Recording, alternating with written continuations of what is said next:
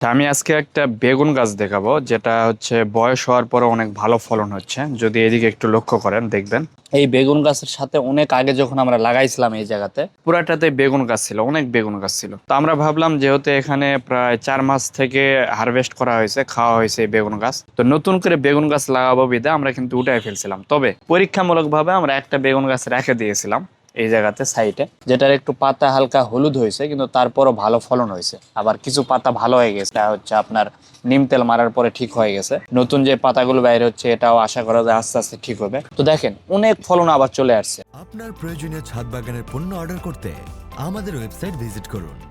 নতুন ভাবে যেগুলো আমরা বেগুন গাছগুলো লাগাইছি এগুলো এখানে দেখতে পাচ্ছেন, প্লাস এই জায়গাতে একটা রয়েছে।